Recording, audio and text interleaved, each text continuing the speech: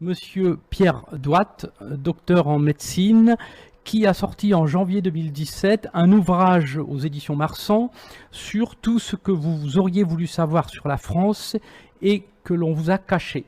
Bonjour Monsieur Douat. Bonjour. Alors c'est un ouvrage qui est riche effectivement d'énigmes de à peu près 2 siècles d'historiographie que vous avez puisé dans une cinquantaine d'ouvrages. 350. 350, exactement. Et bien oui, plus que je ne le pensais. Est-ce que vous pourriez nous dire ce qui vous a incité à écrire ce livre qui est véritablement très riche en faits historiques ? Bon, je n'étais pas parti du tout pour écrire un livre comme ça. Au départ, le livre devait s'appeler « Faut-il avoir honte d'être français ?» Et je voulais faire ça à partir de l'historiographie conventionnelle, pas à partir des livres. Et quand j'ai commencé mon livre, je me suis aperçu que les explications qu'on nous donnait n'étaient pas suffisantes. Donc j'ai dû approfondir, j'ai dû faire des recherches pour trouver les véritables explications. Et c'est là que j'ai trouvé, je me suis aperçu qu'il fallait refaire le livre. Il fallait refaire l'histoire, j'ai dû refaire 200 ans d'histoire, et donc j'ai dû changer le titre du livre. D'accord. Alors effectivement, c'est un livre, comme je le disais, qui est riche sur de nombreux thèmes. Vous parlez de l'esclavage, du colonialisme, la franc-maçonnerie, et puis vous parlez également du thème qu'on va aborder aujourd'hui, ce qu'on vous cache sur l'Europe. Donc effectivement, là, vous partez pratiquement de l'époque napoléonienne à aujourd'hui pour nous expliquer l'évolution historique, économique également, de ce qui s'est passé en Europe. Alors, effectivement, si on part de l'époque napoléonienne, c'est effectivement intéressant parce que on se rend compte que certains parallèles peuvent être faits par rapport au libre-échange ou par rapport au protectionnisme, et vous expliquez dans votre ouvrage que dans ces années, début d'année 1800, les Anglais avaient exigé de la France un protectionnisme et que... Non, le libre-échange. Le libre-échange, pardon, au contraire, Napoléon voulait, lui, au contraire, s'orienter sur un protectionnisme à la française qui a permis finalement de développer le secteur industriel de la France. Est-ce que vous pouvez un petit peu nous expliquer ce passage de l'histoire? Oui, alors en fait ça remonte pas du tout à Napoléon, ça remonte bien avant. Ça remonte à la Révolution française. Déjà sous la Révolution, les Girondins prohibaient les produits anglais. Ça remonte aux Girondins en 1792. Les Anglais ont renversé tous les gouvernements français. Alors ça c'est ce que j'explique dans mon premier chapitre du livre. Les services secrets anglais ont renversé tous les gouvernements français. Ils ont renversé les Girondins parce que justement les Girondins pratiquaient la prohibition des produits anglais.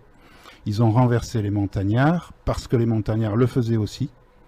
Ils ont renversé le directoire parce que le directoire le faisait aussi. Et le coup d'État du 18 Brumaire de Bonaparte a été financé par l'Angleterre. J'ai le nom du banquier, c'était le banquier Perregaux, qui était un agent de l'Angleterre et qui a financé le coup d'État. Et d'ailleurs, quand Bonaparte a quitté l'Égypte pour aller faire son coup d'État, eh bien, il est parti avec l'accord des Anglais. Ça a été négocié avec l'amiral Sidney Smith, qui a négocié le départ de Bonaparte pour aller faire le coup d'État en France. Parce que les Anglais espéraient avoir un traité de libre-échange avec Bonaparte. Ils espéraient, donc ils ont aidé Bonaparte à faire son coup d'État. Et lorsque Bonaparte a fait son coup d'État, eh bien, les Anglais ont été déçus parce que Bonaparte a continué à prohiber les produits anglais. Donc les Anglais ont proposé le traité de libre-échange à Bonaparte, qu'il a refusé. il a refusé le traité de libre-échange, et c'est ça qui a déclenché la guerre avec les Anglais. Et donc les Anglais ont financé la coalition contre la France, et on dit toujours que c'est Bonaparte qui a déclenché la guerre, c'est pas vrai, ce sont les Anglais. Ce sont les Anglais qui ont commis les premières provocations, parce qu'il n'y avait pas de traité de libre-échange. Et c'est pour ça que Bonaparte a eu la guerre pendant 15 ans avec les Anglais, à cause du protectionnisme qui était, enfin, de la prohibition des produits anglais. Et en 1806, ce qui s'est passé, c'est que les Anglais ont organisé un blocus des côtes françaises. C'est-à-dire les navires anglais sont allés bloquer les côtes françaises jusqu'en Allemagne, jusque sur les côtes allemandes, pour empêcher les bateaux français de quitter le territoire français.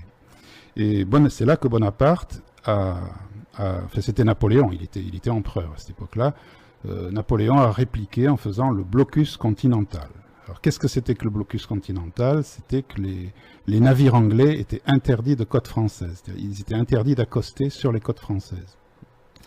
Donc toutes les côtes françaises ont été bloquées, et toutes les côtes, non seulement les françaises, mais toutes les côtes européennes, c'est-à-dire jusqu'à la Russie.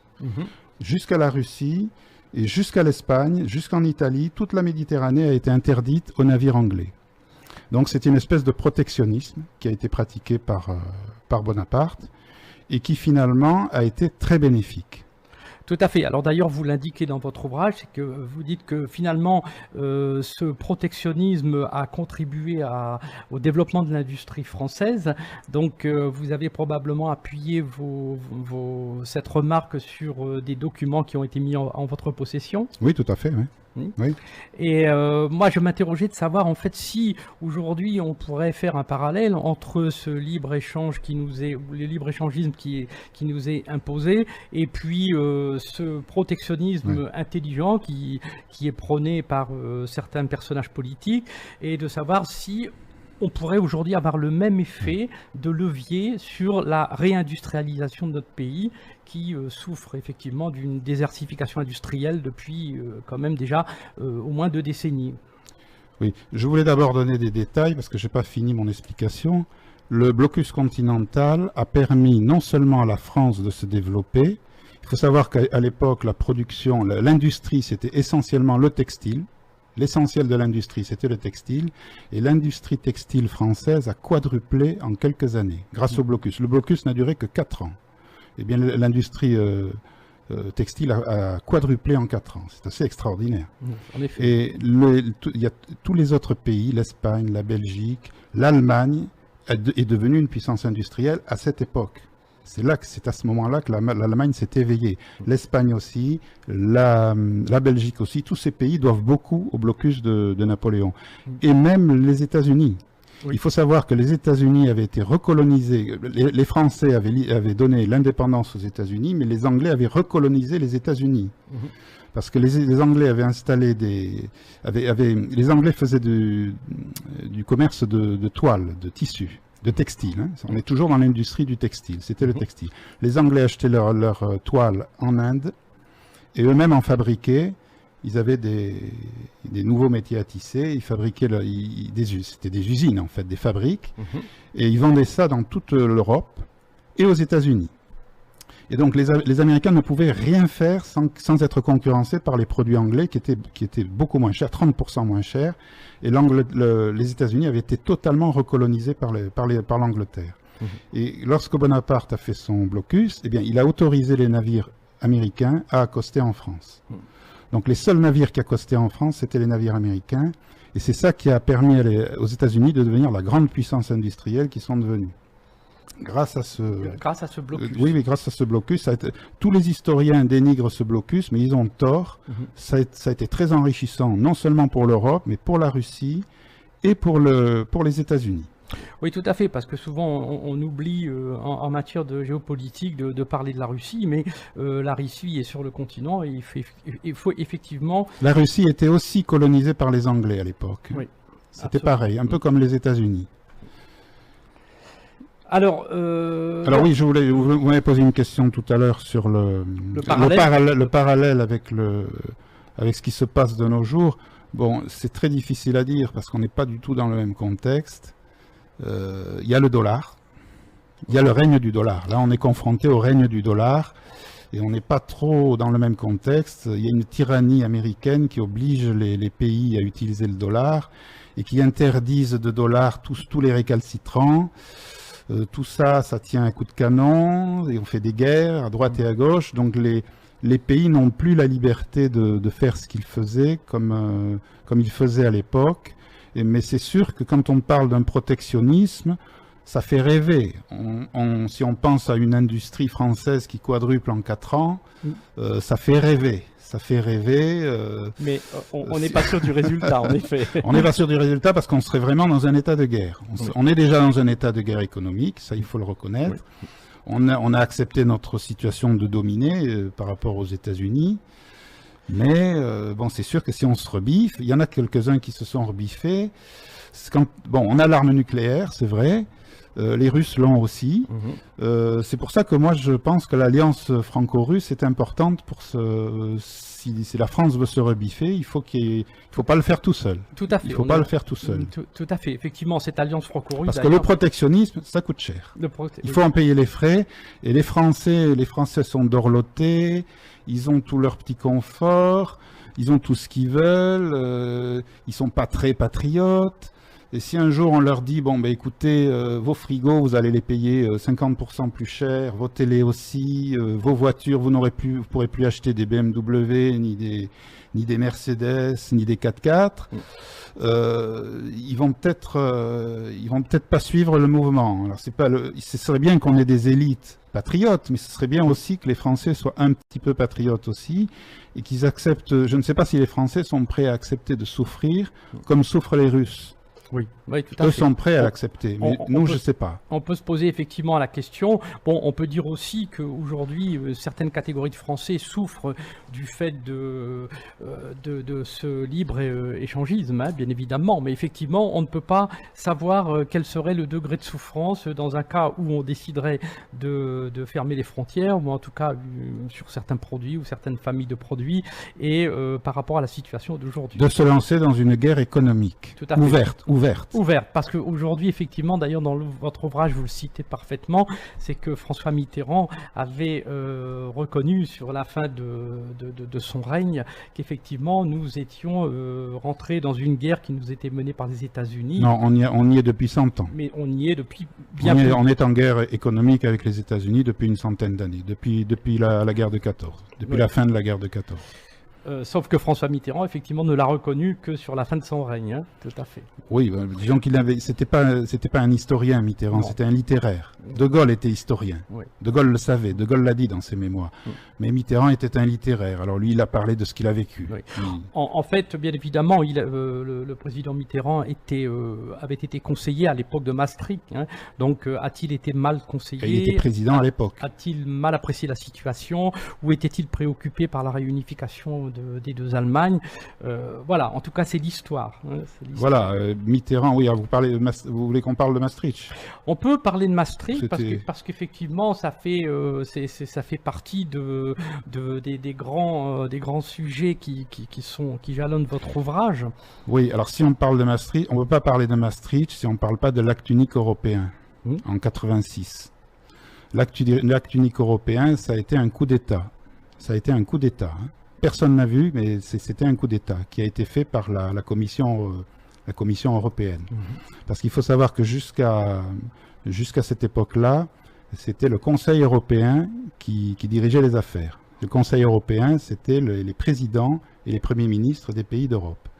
C'était eux qui prenaient les décisions. On avait une Europe des nations jusqu'en 86. Et on avait le droit de veto, c'est-à-dire que dès qu'un pays comme la France voulait refuser quelque chose, il opposait son veto et on ne le faisait pas. Donc on était souverain. Une Europe des nations qui était chère au général de Gaulle. Et ce qui s'est passé en 86, c'est qu'il y a un groupe d'influence qui s'appelle le Kissinger Associates, que personne ne connaît. C'est un groupe qui a été financé par la banque Goldman Sachs. Et 2 de ses adhérents, dont je ne citerai pas le nom, dont les noms sont dans mon livre, ces gens-là sont allés faire du chantage, ils ont créé un lobby qui s'appelait l'ERT, Round Table. C'est un lobby c'est un lobby industriel européen, d'industriels européens qui sont allés faire du chantage auprès des dirigeants européens en leur disant, en exigeant justement qu'ils cèdent leur pouvoir à la Commission européenne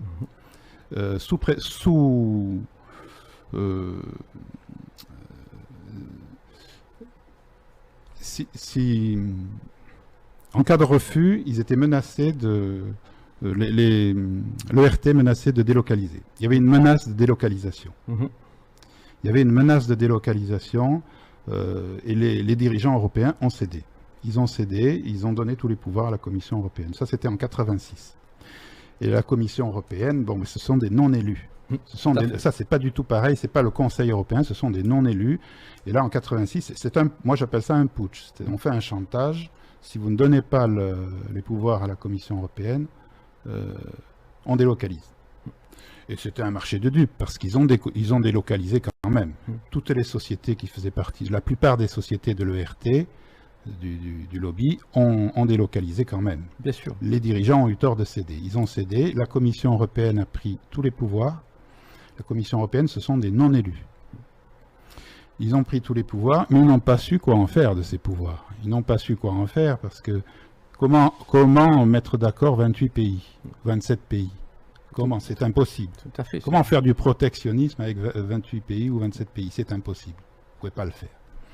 Donc ces gens-là n'ont rien pu faire, ils n'ont pas pu diriger l'Europe, et ils ont été obligés de s'adresser à des experts, des comités d'experts, qui étaient infiltrés par les lobbies, par les industriels, par les banquiers, et ainsi que les lobbies américains, bien sûr. Bien sûr. Tout à fait. Donc on a perdu tous les pouvoirs à ce moment-là. Et alors là, vous parlez de Maastricht. Maastricht, c'est un peu plus tard, c'est quelques années plus tard. C'est toujours avec Mitterrand. Et c'est toujours le même lobby qui est intervenu. C'est toujours le Kissinger Associates, financé par la banque Goldman Sachs. Les deux cadres du Kissinger Associates qui ont financé, qui ont organisé ce fameux lobby, le Round Table, ERT. Et l'autre qui s'appelait, alors j'ai le nom sur ma fiche. Effectivement, vous citez les deux noms dans votre ouvrage. Voilà, il y a l'autre lobby, c'est je ne sais plus. Bon, c'est pas grave. Ces deux lobbies, c'était des lobbies qui militaient pour la monnaie unique. Tout à fait. Ils ont été, la Roundtable existe encore, le RT, mais l'autre a disparu. C'est un lobby qui a été créé uniquement pour faire accepter Maastricht. Et Maastricht a été accepté. Alors Maastricht, c'est la monnaie unique. Maastricht, c'est l'euro, la monnaie unique. C'est-à-dire que les États perdent leur souveraineté monétaire. Ils perdent leur souveraineté monétaire. C'est au moins aussi grave que l'acte unique européen, peut-être même plus. Enfin, moi, je dirais que c'est moins grave parce que l'acte unique européen, on a perdu les pouvoirs, on a perdu la souveraineté. À Maastricht, on a perdu la souveraineté monétaire. C'est très grave aussi. Oui, tout à fait. Et puis la souveraineté monétaire, donc perdre la maîtrise de sa monnaie, c'est effectivement perdre la possibilité d'ajuster les taux de change entre les différents pays. Et puis il ne faut pas oublier aussi qu'une monnaie doit refléter la santé économique d'un pays. Et quand on perd la possibilité de faire les ajustements, effectivement, ça pose voilà, le nom du lobby que j'ai oublié tout à l'heure, c'est l'AUME. Voilà, c'est ça. Vous citez AUME, je ne vous dirai pas ce que ça veut dire, mais M c'est monétaire, et puis après Union monétaire européenne. Ouais, ça veut dire. Voilà.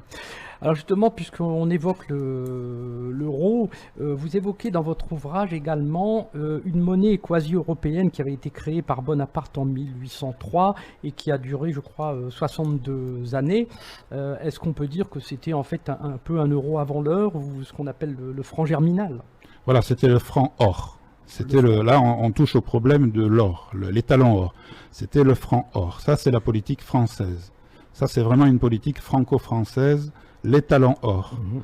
C'est-à-dire que pendant la Révolution, il y avait eu l'assignat. L'assignat qui avait été introduit par les Anglais en France et qui avait ruiné notre économie. À mon avis, il a été introduit exprès pour ça. Et par des agents anglais d'ailleurs. Et bon, le directoire tout de suite s'est aperçu que c'était ruineux et qu'il fallait arrêter tout ça. Donc ça a pris fin à peu près, je crois, à la fin du directoire. Et c'est Bonaparte qui a créé le franc germinal, qui était un franc or. c'est le fameux Napoléon. Vous savez, la pièce de 20 francs de Napoléon, 20 francs or. 20 francs or, tout à fait. Donc c'est une pièce qui a été, à l'époque de Napoléon, elle a été, on l'a trouvée en Italie, on l'a trouvée en France, on l'a trouvée en Belgique, dans tous les pays qui étaient occupés par la France, enfin qui étaient annexés par la France. Mais c'est une pièce qui s'est diffusée un peu dans l'Europe entière par la suite. À partir de 1830, elle s'est diffusée. Cette pièce est diffusée dans beaucoup de pays européens, en Roumanie, en Serbie, je crois en Autriche, même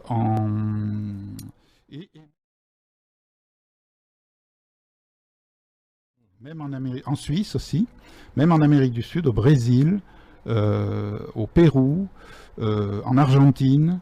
J'ai pas tous les noms, mais au total, à son apogée, cette monnaie a rassemblé 50 pays. 50 pays. 50 pays. Alors c'était pas les mêmes pièces, mais elles avaient le même poids. C'était le même poids en or, la même valeur faciale. Et il y avait un règlement sur cette pièce, c'est-à-dire qu'on devait on devait en frapper un certain nombre par habitant. Chaque pays devait en frapper pas plus d'un certain nombre par habitant. Et cette monnaie était acceptée dans tous les pays. Ça servait de monnaie d'échange. C'est-à-dire le franc, le Napoléon était accepté en Argentine, il était accepté au Brésil. Et ça a servi à équilibrer, à donner un certain équilibre à l'économie mondiale à cette époque. Et il y a même eu un congrès qui a été organisé en 1867, je crois, sous Napoléon III, en France, à Paris, qui a rassemblé, je crois, 135 pays, et où il était question de faire de cette monnaie une monnaie mondiale, ou au moins européenne. Et ça n'a pas fonctionné, ça n'a pas abouti parce que à cause de l'opposition des Britanniques et des Allemands.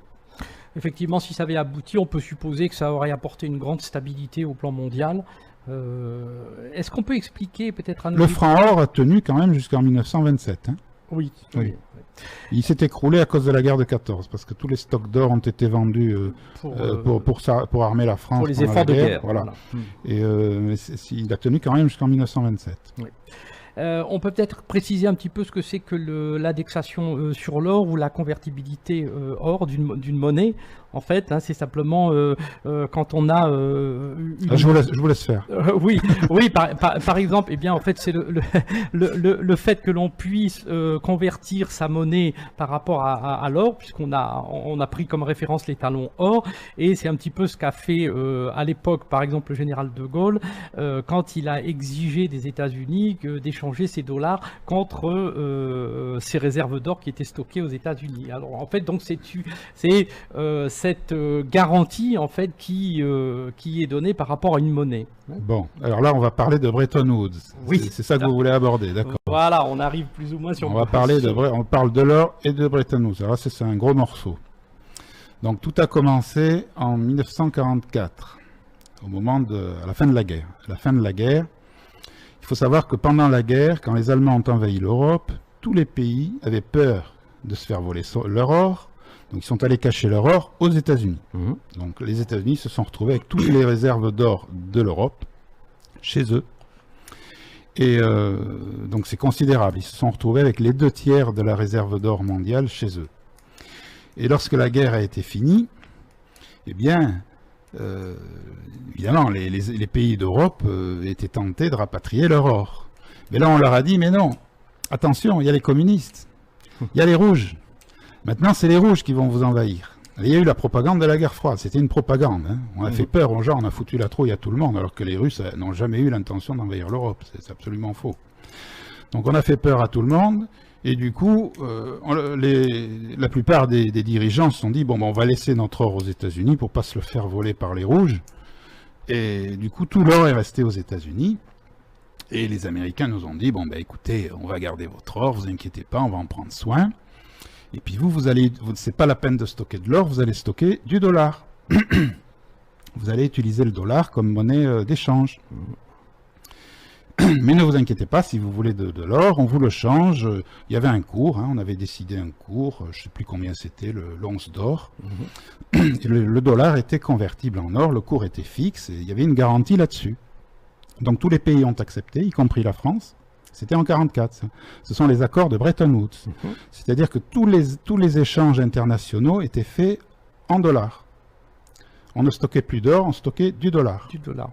Alors, c'était pratique, parce que les Américains, eux, ils en fabriquaient du dollar.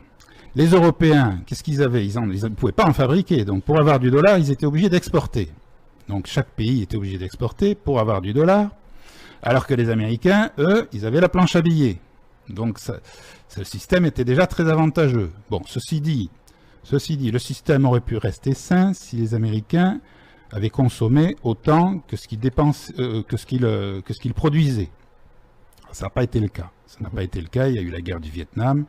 Ils ont construit des gratte-ciel. On a vu comment ils construisent l'Amérique. Hein. Bon, ils ont dépensé beaucoup plus que ce qu'ils produisaient. Et évidemment, ils ont utilisé leur planche à billets pour compenser. Pour compenser, en fait, c'est de la fausse monnaie. Bon.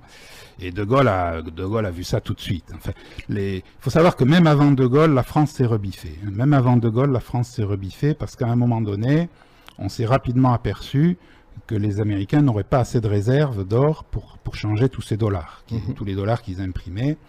Donc il y a eu un accord. Il y a eu un accord entre les États-Unis et les pays européens. Et les États-Unis ont obtenu de tous les pays européens qu'ils renoncent à changer leur dollar en or aux États-Unis. Ils ont obtenu ça. Je ne sais pas comment ils ont fait. Sauf la France. Le seul pays qui a refusé, c'est la France. Oui. Mais ça marchait quand même. Le système marchait quand même parce que la France ne vendait pas trop de dollars. Ça a tenu jusqu'à De Gaulle. Quand De Gaulle est arrivé, vous voulez dire quelque chose?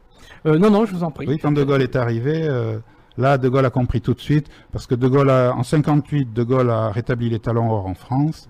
De Gaulle a compris tout de suite que les Américains faisaient de la fausse monnaie. Et il a dénoncé, il a prononcé un discours contre le dollar. Il a accusé les Américains de s'endetter gratuitement grâce au dollar, grâce au système dollar. Et il a prôné un retour à l'étalon or. Et il a exigé que les Américains lui remboursent toutes ses réserves de dollars en or. Et non seulement ça, mais il a exigé que les réserves d'or qui avaient été stockées aux États-Unis pendant la guerre soient rapatriées en France. Tout à fait. Tout ça a été fait. Il a envoyé 2 navires de guerre pour aller chercher les lingots. Tout ça a été fait, mais c'est que ça a donné des idées aux autres. L'Angleterre a suivi. L'Angleterre a demandé remboursement, il y a d'autres pays qui ont suivi, et là on a vite vu que le dollar, les Américains n'allaient pas pouvoir payer tout ça. Et ça a tenu pendant quelques années. Là, c'était en 65. Ça c'était en 65. Et je crois que c'est en 70 que Nixon a compris qu'il fallait arrêter ce système. Et les États-Unis ont supprimé la convertibilité du dollar en or. Donc voilà. Ils ont violé, là moi je dis qu'ils ont violé les accords de Bretton Woods. Parce qu'à Bretton Woods, ils avaient promis que le dollar serait convertible en or. Et là, il ne l'était plus du jour au lendemain. Parce que Nixon avait 2 solutions. Soit il arrêtait la guerre du Vietnam, soit il supprimait la convertibilité du dollar en or. Mais plutôt que d'arrêter la guerre du Vietnam, il a préféré supprimer la convertibilité du dollar en or. C'est un choix qu'il a fait. Et du coup, mais le problème, c'est que quand le dollar n'était plus convertible, il s'est mis à dégringoler. Bien sûr. Chères auditrices, chers auditeurs, nous recevons aujourd'hui Pierre Douat qui a écrit un ouvrage « Tout ce que vous auriez voulu savoir sur la France » et qu'on vous a toujours caché. Donc nous étions, Monsieur Douat, au stade où le président Nixon finalement décide de ne plus convertir les dollars en or. Oui. Donc on peut reprendre le cours de votre raisonnement. Voilà, donc le dollar n'est plus convertible en or. Évidemment, plus personne n'en veut. Plus personne n'en veut. Le dollar se met à dégringoler. Et il faut faire quelque chose, parce qu'un dollar qui dégringole... Donc les États-Unis ont trouvé une solution, c'est-à-dire qu'ils ont changé d'étalon. On a remplacé l'étalon or par l'étalon pétrole. On est allé voir les pays de l'OPEP, les Américains sont allés voir les pays de l'OPEP, ils leur ont fait une proposition. Ils leur ont dit, écoutez, vous allez quadrupler le prix du pétrole, et en échange, vous n'acceptez que du dollar. Vous n'acceptez que du dollar, et nous, en échange, on vous quadruple le prix du pétrole. Et ça faisait bien l'affaire des Américains, puisque les Américains avaient du pétrole aussi. Bien sûr. Donc tout le monde a accepté, évidemment, c'était extraordinaire. Les prix du pétrole ont quadruplé, et c'était très bien pour le dollar, parce que Évidemment, quand le pétrole coûte cher, le pétrole coûte cher comme ça, tout le monde a besoin de pétrole et tout le monde a besoin de dollars pour acheter son pétrole. Tout le monde veut du dollar, ça fait monter le cours du dollar, ça a fait remonter le cours du dollar, et donc on a changé d'étalon. On s'est retrouvé avec un étalon pétrole, et c'est ça qui a permis de sauver le dollar. Alors on dit toujours que c'est les pays arabes qui ont déclenché le choc pétrolier. Oui. C'est faux. C'est pas les pays arabes, ce sont les États-Unis qui ont négocié ça avec les pays arabes. On a fait passer ça comme une conséquence de la guerre du Kippour, mais ça n'était absolument, ça n'en était pas une. Hein, on sait que la guerre du Kippour aurait pu être arrêtée par les États-Unis avant, et qu'ils ne l'ont pas fait. Ils avaient les informations pour l'arrêter, ils ne l'ont pas fait, probablement à cause de ça, pour que ça serve de prétexte on a des sources hein, là-dessus. À l'augmentation des cours du pétrole. Justement, tout à fait. Donc c'est ça qui a sauvé le dollar, mais ça a provoqué une catastrophe mondiale. Ça a provoqué une catastrophe mondiale parce que le coût de fabrication des produits industriels a quadruplé aussi, puisque le prix du pétrole quadruple. Ça a créé une crise mondiale avec du chômage, un taux de chômage qui a augmenté dans tous les pays et qui a touché surtout les pays du Sud. Les pays du Sud qui ont été les plus touchés, ils ont eu énormément de chômage, ils ont dû s'endetter. Alors évidemment, ils se sont endettés en dollars, puisqu'on était toujours dans le système dollar. Le dollar ayant remonté, ils n'ont pas pu rembourser. Donc ces pays se sont retrouvés ruinés. Ne pouvant plus rembourser, ça a provoqué des catastrophes dans le Sahel, parce que ces pays-là il y a certains pays où vous n'avez que 3 mois ou 6 mois de bonne saison, et tout le reste qui sont en saison sèche, c'est des pays qui sont obligés d'accaparer de stocker les grains, de stocker tous les produits pendant la bonne saison, pour les avoir en saison sèche. Et bien ces pays-là ont été obligés de vendre tous leurs grains en saison sèche, de vendre tous les grains au moment de la bonne saison, de la saison des pluies, et ils n'avaient plus rien en saison sèche. Ils avaient besoin de vendre ça pour acheter du pétrole. Bien sûr. Ils avaient besoin de pétrole, donc de dollars. Le dollar étant très cher, obligé de vendre tout le stock. Donc plus de stock au moment des saisons sèches, famine dans tout le Sahel. Ça a provoqué des famines dans tout le Sahel. Alors on parle des famines des années 70-80, c'était ça. Oui, c'était ça. Et ça a provoqué donc je vous dis, une crise mondiale. Et alors le plus grave aussi, c'est que ça a enrichi, déjà ça a enrichi la famille Bush. C'était des pétroliers. Qui étaient pétroliers. Ça a enrichi les Ben Laden. C'était aussi, alors l'Arabie Saoudite, des pays comme l'Arabie Saoudite et comme l'Iran, qui ont eu leur PIB qui a quadruplé pratiquement. Donc tous ces pays-là se sont retrouvés enrichis. Qu'est-ce qu'ils ont fait avec tout cet excédent d'argent? Ils ont acheté des armes. Ils ont acheté des armes aux Américains, qu'ils ont payé en dollars, donc ça fait remonter le dollar encore. Donc c'est une espèce de serpent qui se mord la queue. Et puis alors ces gens-là ont payé, c'est ces gens-là qui ont financé le fondamentalisme islamique dans tous les pays, avec le terrorisme et tout ce qui s'ensuit. C'est le nouveau désordre mondial. Tout à fait. Donc, le choc pétrolier, c'est le début du désordre mondial que nous avons actuellement. Tout à fait. Donc tout ça, ce sont ces grands événements qui ont marqué 1973, hein, le pétrole, le financement du fondamentalisme, les exigences du FMI, la victoire des rentiers, vous le disiez, du lobby pétrolier, etc., sur le lobby industriel, pétrodollar, voilà. Alors, on peut aussi se poser la question de savoir si finalement les Américains n'avaient pas pu se replier sur les États-Unis, n'avaient pas pu se replier sur le pétrole. On peut se poser la question de savoir ce qui serait advenu du dollar. Aujourd'hui, on voit que le dollar a toujours sa suprématie. Le dollar tient un coup de canon. Hein. Oui, il tient un coup de canon. Voilà, le dollar tient un coup de canon. Dès qu'il y a un dirigeant qui refuse le dollar, il disparaît dans les mois qui suivent, on va dire. tout à fait. D'ailleurs, effectivement, on peut s'interroger. On remarque en effet que chaque fois qu'un dirigeant veut s'opposer à l'hégémonie du dollar, on voit qu'il lui arrive des choses, ou qu'il fait cette tentative. Hein, il lui arrive des choses. On peut se demander si ce sont des heureuses coïncidences pour les uns, malheureuses coïncidences pour les autres. Mais c'est vrai, vous citiez... Saddam Hussein avait vendait son pétrole en euros. Oui, tout à fait. C'est probablement pour ça que Chirac n'a pas voulu faire la guerre, ni l'Allemagne. Il vendait son pétrole en euros. Absolument. Et DSK avait fait... DSK, qui était président du FMI, avait publié un rapport comme quoi il refusait de... le FMI allait refuser les transactions en dollars. Voilà. On a vu ce qui est arrivé après. Et on a vu ce qui est arrivé après. En effet. Alors, Marjorie aussi avait dit ça. Oui. Marjorie aussi avait dit qu'il allait refuser qu'il allait vendre son PDG. Marjorie, c'est le PDG de Total. Hein. Il avait dit qu'il allait refuser qu'il allait vendre son pétrole en euros, lui aussi. Hein.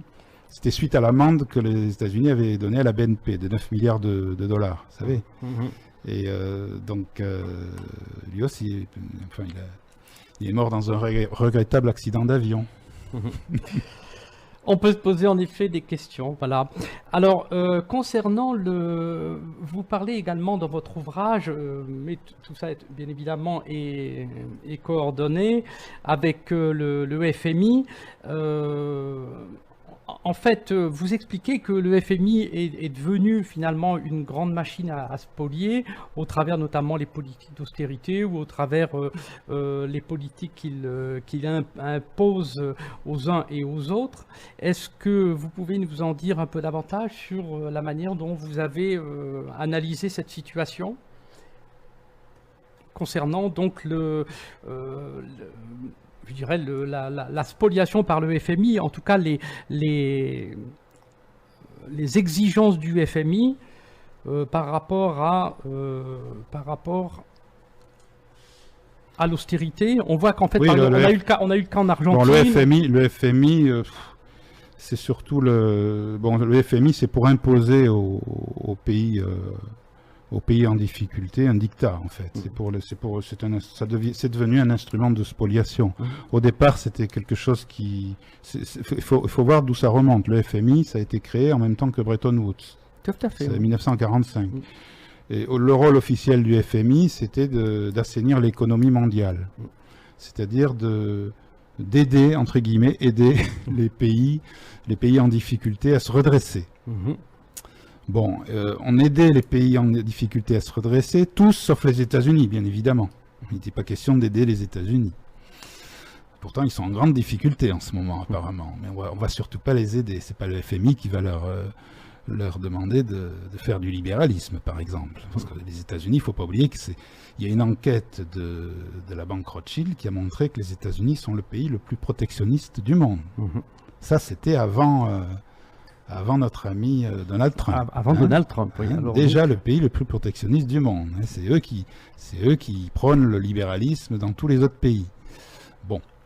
Eh bien, non, le FMI, en réalité, a servi à faire... C'est devenu surtout un instrument de spoliation, c'est-à-dire qu'on privatise.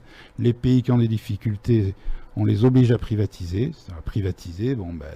Tout leur appareil d'État est privatisé, ils perdent toutes leurs ressources minières, pétrolières et compagnie. Ils se font plumer, quoi. Ils se font plumer. En plus, on les oblige à pratiquer des politiques d'austérité. On les oblige à accepter le libéralisme. Évidemment, on en parlait tout à l'heure, le libéralisme, c'est un instrument de spoliation aussi. Bien sûr. Et bien sûr, parce qu'on vous impose, on vous oblige à acheter des marchandises que vous pouvez fabriquer chez vous, que vous allez arrêter de fabriquer parce qu'on vous les vend un petit peu moins cher. Et donc, même pas forcément moins cher, hein, mais qu'on vous les vend, vous les avez plus rapidement. Enfin, on s'arrange pour que vous les achetiez hein, avec de la propagande. Et donc, voilà, le libéralisme, c'est aussi un instrument de spoliation qui est utilisé par les pays dominants. Tout à fait. Je ne connais aucun pays qui se soit enrichi avec le libéralisme. Ça n'a jamais enrichi personne. Tous les pays, là, on parlait de protectionnisme tout à l'heure. C'est le protectionnisme qui a enrichi les pays. Les États-Unis se sont enrichis avec le protectionnisme. Ils ont pratiqué le protectionnisme jusqu'en 1940. Le libéralisme, c'est un instrument de prédation qui est utilisé par le pays dominant pour imposer son commerce aux pays dominés. Alors évidemment, l'Europe l'accepte. Je ne sais pas pourquoi, c'est parce que nos dirigeants, on a perdu notre souveraineté, c'est pour ça qu'on l'accepte. On ne devrait pas l'accepter, parce qu'on est le seul continent à l'accepter, le libéralisme. Les Chinois sont protectionnistes, les Russes aussi, les États-Unis aussi. On est les seuls. On est les seuls. L'Allemagne s'est enrichie par le protectionnisme, hein, l'Allemagne de Bismarck. La France aussi, on a vu avec l'époque napoléonienne, hein, c'était la période la plus riche de notre histoire, le protectionnisme. Les Anglais aussi. Les Anglais, l'Angleterre de la reine Victoria, l'enrichissement de l'Angleterre s'est fait sous le couvert du protectionnisme. Ils imposaient le libéralisme aux autres, mais eux-mêmes étaient protectionnistes. Il ne faut pas l'oublier, ça. Et on a des preuves de ça. Oui, tout à fait. Donc il est clair que le libéralisme tire vers le bas. Alors, si on remonte un petit peu à l'historique de l'histoire de l'Europe, vous évoquez aussi dans votre ouvrage Jean Monnet et Robert Schuman. Est-ce que vous pouvez nous dire quelques mots sur le rôle joué par ces deux personnages, Jean Monnet et Robert Schuman? Voilà, alors Jean Monnet et Robert Schuman, ce sont eux qui ont signé le traité de Rome. Le traité de Rome, c'était le premier traité de libre-échange en Europe. C'était un des premiers traités européens importants, où on a instauré le premier traité de libre-échange en Europe. C'est un traité donc, qui a été signé par Jean Monnet et Robert Schuman, mais il se trouve qu'en septembre 2000, dans le Daily Telegraph, c'est un journal anglais, alors le Daily Telegraph c'est un très grand journal anglais, c'est l'équivalent du Monde en France, donc c'est vraiment, c'est du sérieux. Et bien, le Daily Telegraph du 19 septembre 2000, vous trouvez un article d'Ambrose Pritchard, qui dit que Jean Monnet et Robert Schuman, ainsi que tous les autres cadres de l'Europe, étaient des agents financés par la Fondation Ford, par la Fondation Rockefeller, et qu'ils étaient au service de la CIA. Ils faisaient partie d'un think tank et qui était dirigé par un agent de la CIA. Donc c'était, on ne va pas dire que c'était des agents de la CIA, mais ils étaient rémunérés par les institutions américaines. Tout à fait. On pourrait citer aussi Joseph Ratzinger, Henri Spaak. Hein, donc l'Europe n'est pas un concept français du tout. Tout à fait. Absolument pas. Absolument pas. Pas l'Europe telle qu'elle a été faite à l'époque de Jean Monnet. Absolument pas. Tout à fait. C'est d'ailleurs là où je voulais en venir, c'est que on peut se poser la question de savoir finalement si outre-Atlantique on a bien manœuvré depuis la dernière guerre mondiale pour finalement enfermer l'Europe dans le labyrinthe dans lequel on est aujourd'hui, parce que on voit où cette politique a conduit les pays de la zone euro notamment, hein, et l'Europe en général. Oui, tout à fait. Hein, donc on peut se poser la question et probablement dire que oui, ça a bien été réfléchi, bien pensé. Oui, malheureusement il est trop tard. Oui, parce que l'autre question qui était sous-jacente, c'est de dire pourquoi nos politiques se sont laissés enfermer dans cette situation. Alors ils ont perdu, en fait vous aviez... Je pense que la plus grave erreur, c'est celle de Mitterrand, qui a accepté l'acte unique européen. Mais ça a été un chantage, ça a été un coup d'État. Je pense qu'ils n'ont pas eu le choix. Et c'était une période de crise. Il y avait le choc pétrolier. Ils ont eu peur d'aggraver le chômage, je pense. Je ne vois pas d'autres explications. C'était un coup de force. Ouais, c'était un coup. Et après, quand il y a eu Maastricht, alors Maastricht c'est différent parce que Mitterrand a fait accepter Maastricht parce qu'il espérait tenir l'Allemagne. C'était l'époque de la réunification allemande et Mitterrand avait très peur de la réunification. Il avait peur que l'Allemagne devienne la grande puissance qu'elle est actuellement. Et en cherchant à l'éviter, ben, c'est ce qu'il a obtenu. Il a eu tout faux. Il a pensé qu'en créant l'euro, eh bien, il allait tenir l'Allemagne, empêcher l'Allemagne de progresser, d'obliger l'Allemagne à avoir une économie parallèle à celle de la France, ce qui n'a absolument pas du tout été le cas, puisque la Banque européenne a été installée à Francfort, en Allemagne, et tout a été calculé en fonction des Allemands. L'euro a été calculé en faveur des Allemands, ça a été un marque, un Deutschmark. En fait, on est tous rentrés dans la zone marque. Les pays d'Europe sont rentrés dans la zone marque, et avec une obligation d'avoir un taux d'inflation très faible, donc une monnaie très forte, Donc peu d'exportation. Tous les pays, on voit bien que tous les pays d'Europe n'arrivent plus à exporter parce que l'euro est trop fort. Mais ça ne gêne pas, curieusement, ça ne gêne pas l'Allemagne parce que l'Allemagne a une industrie qui est de très haute qualité, qui est très de luxe, on va dire. Hein. Nous aussi, nos produits de luxe se vendent bien aussi, mais bon, on n'a pas que des produits de luxe, on a des voitures à vendre aussi. Et ça, on a du mal. On a beaucoup de mal. Et donc, voilà, c'est ça qui désindustrialise les pays, mais ce n'est pas que l'euro, hein, c'est aussi le protectionnisme, c'est aussi le libéralisme. Bien sûr. Il y a les deux. Il y a les deux. Oui. Moi, je pense que le libéralisme joue plus que l'euro, mais je ne suis pas économiste.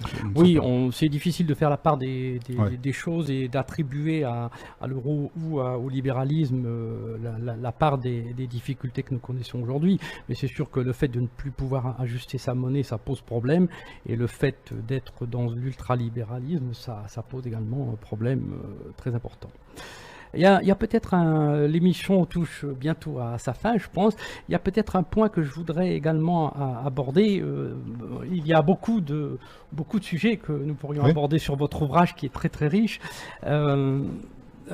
En fait, c'est l'isolement de la Russie. Il y a l'axe franco-russe ou l'isolement de la Russie.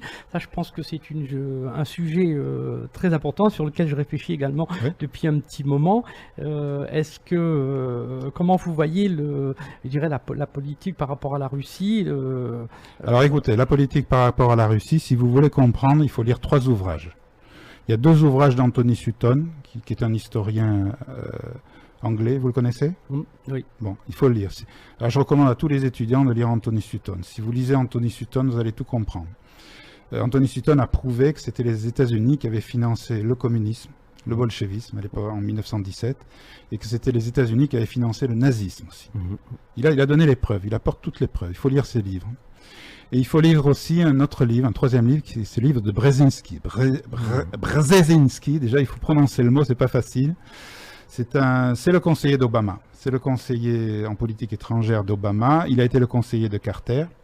Et lui, il explique la stratégie américaine qui consiste à isoler la Russie de l'Europe. Pour dominer le monde, les États-Unis ont besoin d'éloigner la Russie de l'Europe. C'est une condition indispensable. Et il explique tout ça dans son livre. Il explique que la communauté européenne sert en fait à isoler la Russie. C'est un concept américain, ça sert à isoler la Russie. Et pas autre chose, hein, c'est de la politique étrangère, c'est de la géopolitique en fait. Et donc, donc les États-Unis ont besoin d'une alliance avec l'Europe pour isoler la Russie et pour dominer le monde. C'est la géostratégie américaine et c'est une géostratégie qui existe depuis 1904. C'est pas d'hier. Hein, les premiers écrits de cette stratégie ont été faits en 1904. Mais à mon avis, c'est une stratégie qui existe depuis très longtemps avant. Hein. Elle a été pratiquée par les Anglais avant, ça n'a pas été écrit, mais ça a été pratiqué. Voilà.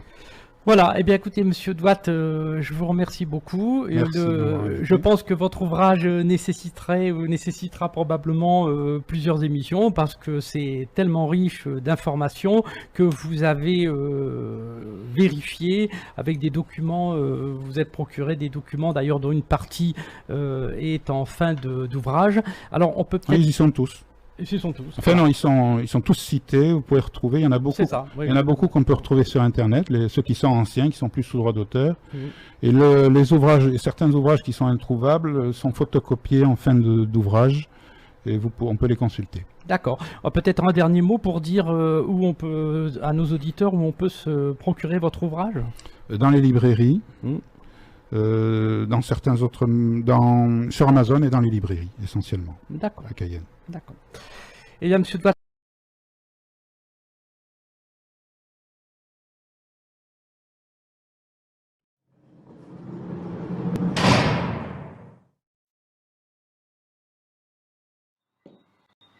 Quelles sont d'après vous les origines du terrorisme? Alors, les origines du terrorisme, il faut aller les chercher dans la Révolution française. Pendant la Révolution française, dans Paris, il y avait déjà des terroristes qui décapitaient des gens. Alors, il faut savoir que quand on vous montre des terroristes musulmans qui décapitent des chrétiens, évidemment tout le monde pense à des causes religieuses, mais ce n'est pas du tout le cas. Vous pouvez demander à tous les islamologues, c'est écrit nulle part dans le Coran qu'il faut faire du terrorisme ou décapiter des gens. Par contre, pendant la Révolution française, il y avait déjà des terroristes qui décapitaient des gens, et ils n'ont pas décapité n'importe qui. Ils ont décapité les proches du roi, ils ont décapité les ministres du roi, ils ont décapité le gouverneur de la Bastille, les gardes du roi, ils ont promené leur tête sur des pics pour effrayer le roi, pour que le roi fuit à l'étranger et qu'il perde ses droits à la couronne. Et on sait d'ailleurs que la fuite du roi à l'étranger a été payée par l'ambassade britannique. Alors moi j'ai enquêté, j'ai retrouvé les noms des terroristes, et je me suis aperçu que c'était les mêmes terroristes qui avaient organisé les massacres de septembre, et que ces gens-là obéissaient à des agents de l'Angleterre, dont le plus célèbre était Étienne Clavier. C'était un jeune voix. Alors pourquoi ? Pourquoi ? Parce qu'à l'époque, il y avait une rivalité coloniale entre la France et l'Angleterre, et contrairement à ce que tout le monde croit, Louis XVI était un roi très dangereux pour l'Angleterre. Louis XVI avait fait perdre les États-Unis à l'Angleterre, et il avait même élaboré un plan pour faire perdre l'Inde à l'Angleterre. Et donc c'était vraiment l'homme à abattre. Ce phénomène s'est répété? Ce phénomène, oui, bon ça c'est pour la Révolution française, mais il y a eu beaucoup d'autres cas de terrorisme. Vous avez eu le plus célèbre, ce sont les Brigades Rouges. Les Brigades Rouges, c'est un terrorisme italien qui était infiltré par la CIA pour discréditer le parti communiste italien. Ça a très bien fonctionné aussi. On a le cas du GIA. Le GIA, c'est un terrorisme algérien infiltré par les services secrets algériens pour discréditer l'opposition algérienne. On a eu aussi le cas des services secrets britanniques qui ont manipulé les Irlandais pour leur faire qu'ils organisent des attentats pour discréditer les Irlandais. D'accord. Et Al-Qaïda alors? Alors Al-Qaïda, c'est le cas le plus célèbre. Al-Qaïda, c'est une internationale djihadiste qui a été créée par la CIA. Ça a d'ailleurs été reconnu par Hillary Clinton. C'était dans les années 80. C'était pour chasser les Russes d'Afghanistan. Ça a très bien fonctionné. C'est eux qui ont organisé les attentats du 11 septembre. Alors, évidemment, les Américains nous disent que Al-Qaïda s'est retourné contre eux, qu'ils n'ont pas vu le coup venir. Alors qu'ils se soient retournés contre eux, moi je veux bien, mais qu'ils n'aient pas vu le coup venir, ça, on sait que c'est faux. On sait que c'est faux, puisque... Alors ça, c'est officiel. George Bush a reçu un rapport de la CIA qui le prévenait de ces attentats. D'ailleurs, nos services secrets ont prévenu la CIA.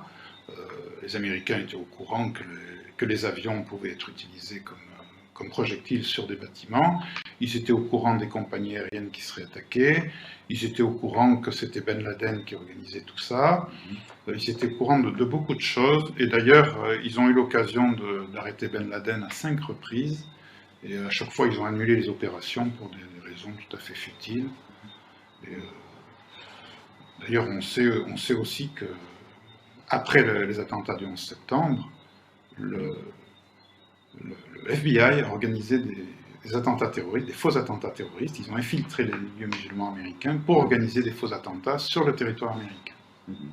Et ça, on en est absolument sûr, puisqu'on a le témoignage de Mike Jarman, qui est un ancien du FBI, et qui raconte tout ça en détail. Il suffit de regarder l'émission Envoyé spécial, je crois que c'est celle du 12 février 2015. Mais ça, c'est vraiment public. L'actualité, c'est bien sûr l'État islamique. Oui, alors l'État islamique, c'est à peu près pareil. On sait que l'État islamique est né dans les prisons américaines. Les Américains ont mélangé dans leurs prisons les plus dangereux terroristes avec les autres prisonniers. Alors évidemment, qu'est-ce qu'ils ont fait ? Ils ont formé d'autres terroristes. Et non seulement ils les ont mélangés, mais ils leur ont permis de se déplacer de cellule en cellule pour former d'autres terroristes. Et en plus de ça, ils les ont libérés. Et ça a d'ailleurs été reconnu par le directeur des prisons américaines. Il s'appelle Douglas Stone. Il a reconnu, nous avons fait de nos prisons des universités de djihadisme. Alors tout ceci n'a pas été fait par hasard, puisqu'on a aussi retrouvé un rapport de la NIC. C'est un rapport de 2004, qui montre que dès 2004, la NIC avait déjà prévu l'extension du terrorisme dans la région et la création d'un État islamique. Donc quand les Américains ont créé ces écoles de djihadisme, ils savaient très bien comment ça finirait. Quelles sont, à votre avis, les raisons de ce type de stratégie mortifère? Alors, ces stratégies, bon, les causes sont toujours économiques, si vous voulez. Pour Al-Qaïda, bon, on a bien vu que ça a servi à envahir l'Afghanistan. L'Afghanistan, c'était pour sécuriser un oléoduc. Ça a servi aussi à envers l'Irak. Bon, l'Irak, bon, tout le monde parle du pétrole, mais l'Irak, à mon avis, c'est surtout par rapport au dollar, parce que Saddam Hussein vendait son pétrole en euros, et tout le monde sait bien que le dollar ne tient que par le pétrole. Et évidemment, si Saddam commence à vendre son pétrole en euros, là, ça va faire chuter le dollar, et c'est la fin du dollar. Donc c'était inadmissible. Alors surtout, ça a servi à espionner le monde entier. L'Europe est obligée de se laisser espionner, parce que si vous ne vous laissez pas espionner, ben, vous êtes complice des terroristes. Une espèce de chantage. Alors pour l'État islamique, c'est à peu près la même chose. L'État islamique, le principe, c'est d'allumer un feu quelque part, pour mettre la pression sur les États voisins et pour obtenir des avantages économiques. On est toujours dans la quête d'avantages économiques. Alors on a un très bon exemple, c'est l'Irak. L'État islamique a permis aux États-Unis d'obtenir le départ du président Maliki, qui avait négocié des contrats pétroliers avec la Chine, sans le dollar. Ils ont obtenu son départ en échange de l'intervention contre l'État islamique. Ça a servi aussi contre l'Iran. Les États-Unis ont obtenu des accords pétroliers, des accords nucléaires avec l'Iran, en échange de l'intervention contre l'État islamique. Ça a servi... alors pour la Syrie, là, ça va être beaucoup plus compliqué, parce que la Syrie, c'est une histoire de gazoduc. Les États-Unis veulent construire un gazoduc entre le Qatar et l'Europe pour concurrencer le gaz russe. Et Bachar ne veut pas. Et là, ça va être beaucoup plus compliqué, parce que là, les Russes vont pas se laisser faire, il y a leurs intérêts économiques qui sont en jeu, donc l'affaire n'est pas jouée. Si vous voulez, c'est un peu comme si moi, j'allumais un feu en bas de chez vous, et puis après je sonne à la porte pour « Monsieur, si vous ne payez pas, ben, j'éteins pas l'incendie. » Évidemment, vous payez, c'est normal. Ce sont des méthodes mafieuses. Quelles sont vos sources pour ces accusations graves? La méthode mafieuse, c'est une guerre économique, si vous voulez. C'est une guerre économique où tous les coups sont permis. C'est ça qu'il faut comprendre. Alors, mes sources. Dans mon livre, je cite 350 ouvrages. Je cite 350 ouvrages qui sont essentiellement soit des ouvrages de mémorialistes, c'est-à-dire des témoignages, soit des travaux d'historiens. J'ai remarqué que la plupart des historiens se concentrent sur une seule période ou sur un seul personnage, mais qui n'ont pas la vue d'ensemble. Alors moi, ce que j'essaye, c'est d'avoir cette vue d'ensemble, c'est-à-dire je rassemble tous les témoignages, je rassemble tous les travaux d'historiens, parce que je me suis aperçu que tous ces travaux sont complémentaires, et que c'est en les rassemblant qu'on fait des découvertes. Donc c'est comme ça que je travaille, et je fais pareil pour les époques. C'est-à-dire que je travaille sur toutes les époques à la fois, c'est là qu'on s'aperçoit que l'histoire se répète, sans arrêt. Il y a déjà des terroristes qui décapitaient des gens pendant la Révolution, mais il y en a encore de nos jours. Si vous voulez, moi je rassemble parce que c'est un peu comme un puzzle, si vous voulez. Si vous avez un puzzle, si vous n'analysez qu'une pièce du puzzle, vous ne comprenez rien. Si vous rassemblez les pièces, même si vous avez que la moitié des pièces, vous voyez à peu près qu'est-ce que c'est. En travaillant avec cette méthode de recoupement, vous avez fait beaucoup de découvertes? Sur la totalité du livre, il y a à peu près une cinquantaine de découvertes. Ouais. Alors, si vous voulez, dans mon livre, je ne parle pas que du terrorisme. Je ne parle pas que du terrorisme. J'ai un chapitre sur la Révolution française, sur l'histoire secrète de la République. J'en ai un autre sur l'esclavage. J'en ai un sur la colonisation. J'en ai un sur l'Europe. Alors, ça, c'est le plus gros. J'en ai même un sur l'armée française, sur l'histoire des guerres, les origines des guerres. Je parle aussi du terrorisme, mais ce n'est pas le plus gros.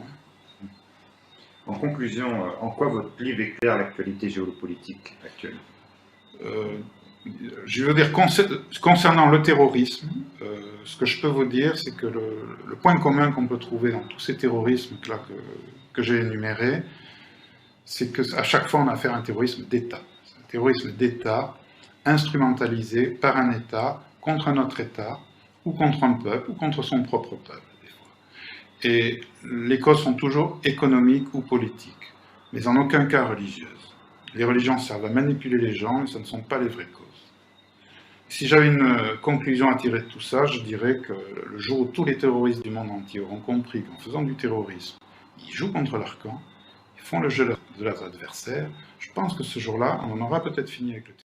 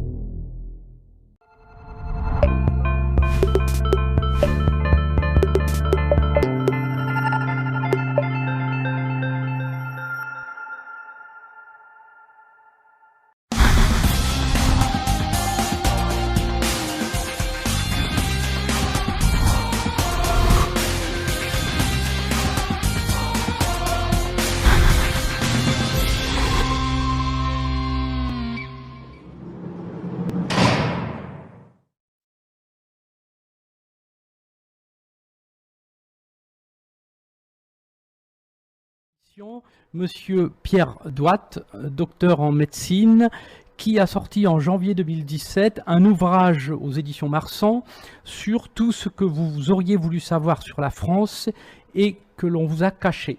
Bonjour Monsieur Douat. Bonjour. Alors c'est un ouvrage qui est riche effectivement d'énigmes de à peu près 2 siècles d'historiographie que vous avez puisé dans une cinquantaine d'ouvrages. 350. 350, exactement. Et bien oui, plus que je ne le pensais. Est-ce que vous pourriez nous dire ce qui vous a incité à écrire ce livre qui est véritablement très riche en faits historiques ? Bon, j'étais pas parti du tout pour écrire un livre comme ça. Au départ, le livre devait s'appeler « Faut-il avoir honte d'être français ?» Et je voulais faire ça à partir de l'historiographie conventionnelle, pas à partir des livres. Et quand j'ai commencé mon livre, je me suis aperçu que les explications qu'on nous donnait n'étaient pas suffisantes. Donc j'ai dû approfondir, j'ai dû faire des recherches pour trouver les véritables explications. Et c'est là que j'ai trouvé, je me suis aperçu qu'il fallait refaire le livre. Il fallait refaire l'histoire, j'ai dû refaire 200 ans d'histoire, et donc j'ai dû changer le titre du livre. D'accord. Alors effectivement, c'est un livre, comme je le disais, qui est riche sur de nombreux thèmes. Vous parlez de l'esclavage, du colonialisme, la franc-maçonnerie, et puis vous parlez également du thème qu'on va aborder aujourd'hui, ce qu'on vous cache sur l'Europe. Donc effectivement, là, vous partez pratiquement de l'époque napoléonienne à aujourd'hui pour nous expliquer l'évolution historique, économique également, de ce qui s'est passé en Europe. Alors, effectivement, si on part de l'époque napoléonienne, c'est effectivement intéressant parce que on se rend compte que certains parallèles peuvent être faits par rapport au libre-échange ou par rapport au... Et c'est là que Bonaparte enfin, c'était Napoléon, il était empereur à cette époque-là. Napoléon a répliqué en faisant le blocus continental. Alors, qu'est-ce que c'était que le blocus continental? C'était que les navires anglais étaient interdits de côte française. Ils étaient interdits d'accoster sur les côtes françaises. Donc, toutes les côtes françaises ont été bloquées, et toutes les côtes, non seulement les françaises, mais toutes les côtes européennes, c'est-à-dire jusqu'à la Russie. Jusqu'à la Russie, et jusqu'à l'Espagne, jusqu'en Italie, toute la Méditerranée a été interdite aux navires anglais. Donc c'est une espèce de protectionnisme qui a été pratiqué par Bonaparte et qui finalement a été très bénéfique. Tout à fait. Alors d'ailleurs, vous l'indiquez dans votre ouvrage, c'est que vous dites que finalement, ce protectionnisme a contribué au développement de l'industrie française. Donc vous avez probablement appuyé cette remarque sur des documents qui ont été mis en votre possession. Oui, tout à fait, oui. Oui.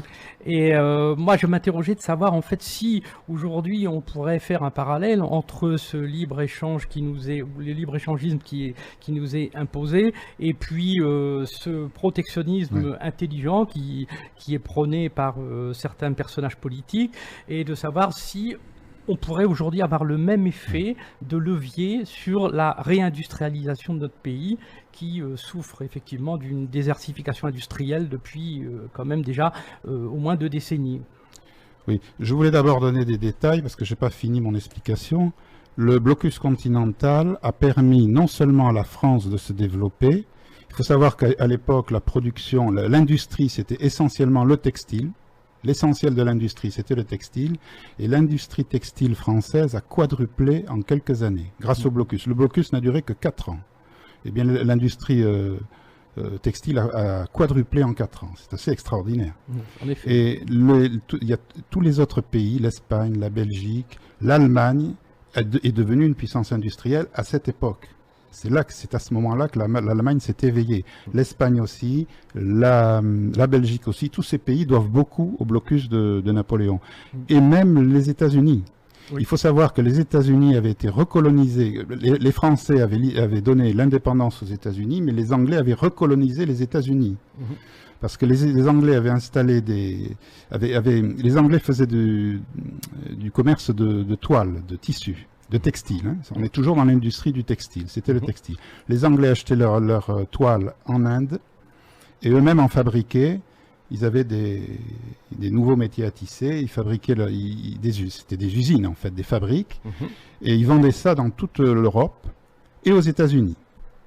Et donc les Américains ne pouvaient rien faire sans être concurrencés par les produits anglais qui étaient beaucoup moins chers, 30% moins chers, et les États-Unis avaient été totalement recolonisés par l'Angleterre. Et lorsque Bonaparte a fait son blocus, eh bien, il a autorisé les navires américains à accoster en France. Donc les seuls navires qui accostaient en France, c'était les navires américains. Et c'est ça qui a permis aux États-Unis de devenir la grande puissance industrielle qu'ils sont devenus. Grâce à ce blocus. Oui, grâce à ce blocus. Tous les historiens dénigrent ce blocus, mais ils ont tort. Ça a été très enrichissant, non seulement pour l'Europe, mais pour la Russie et pour les États-Unis. Oui, tout à fait, parce que souvent on oublie en matière de géopolitique de parler de la Russie, mais la Russie est sur le continent et il faut effectivement... La Russie était aussi colonisée par les Anglais à l'époque. Oui, c'était pareil, un peu comme les États-Unis. Alors oui, vous m'avez posé une question tout à l'heure sur le parallèle avec ce qui se passe de nos jours. Bon, c'est très difficile à dire parce qu'on n'est pas du tout dans le même contexte. Il y a le dollar, il y a le règne du dollar. Là, on est confronté au règne du dollar et on n'est pas trop dans le même contexte. Il y a une tyrannie américaine qui oblige les pays à utiliser le dollar et qui interdisent de dollars tous les récalcitrants. Tout ça, ça tient un coup de canon et on fait des guerres à droite et à gauche. Donc les pays n'ont plus la liberté de faire ce qu'ils faisaient comme ils faisaient à l'époque. Mais c'est sûr que quand on parle d'un protectionnisme, ça fait rêver. Si on pense à une industrie française qui quadruple en 4 ans, ça fait rêver. Ça fait rêver. Mais on n'est pas sûr du résultat, en effet. On n'est pas sûr du résultat parce qu'on serait vraiment dans un état de guerre. On est déjà dans un état de guerre économique, ça il faut le reconnaître. Oui. On a accepté notre situation de dominée par rapport aux États-Unis. Mais bon, c'est sûr que si on se rebiffe, il y en a quelques-uns qui se sont rebiffés. Bon, on a l'arme nucléaire, c'est vrai. Les Russes l'ont aussi. C'est pour ça que moi je pense que l'alliance franco-russe est importante pour si la France veut se rebiffer, il faut pas le faire tout seul. Tout à fait. Il faut pas le faire tout seul. Tout à fait. Effectivement, cette alliance franco-russe. Parce que le protectionnisme, ça coûte cher. Il faut en payer les frais. Et les Français sont dorlotés. Ils ont tout leur petit confort. Ils ont tout ce qu'ils veulent. Ils sont pas très patriotes. Et si un jour on leur dit, bon, ben écoutez, vos frigos, vous allez les payer 50% plus cher, vos télés aussi, vos voitures, vous pourrez plus acheter des BMW, ni des Mercedes, ni des 4x4, ils vont peut-être pas suivre le mouvement. Alors ce serait bien qu'on ait des élites patriotes, mais ce serait bien aussi que les Français soient un petit peu patriotes aussi, et qu'ils acceptent, je ne sais pas si les Français sont prêts à accepter de souffrir comme souffrent les Russes. Oui, oui, tout à Eux fait. sont prêts à l'accepter, mais nous, je ne sais pas. On peut se poser effectivement la question. Bon, on peut dire aussi qu'aujourd'hui, certaines catégories de Français souffrent du fait de ce libre-échangisme, hein, bien évidemment. Mais effectivement, on ne peut pas savoir quel serait le degré de souffrance dans un cas où on déciderait de fermer les frontières, ou en tout cas sur certains produits ou certaines familles de produits, et par rapport à la situation d'aujourd'hui. De se lancer dans une guerre économique, Tout à fait. ouverte. Parce qu'aujourd'hui, effectivement, d'ailleurs, dans votre ouvrage, vous le citez parfaitement, c'est que François Mitterrand avait reconnu sur la fin de son règne qu'effectivement, nous étions rentrés dans une guerre qui nous était menée par les États-Unis. Non, on y est depuis 100 ans. Mais on y est depuis bien plus. On est en guerre économique avec les États-Unis depuis une centaine d'années, depuis la guerre de 14, depuis la fin de la guerre de 14.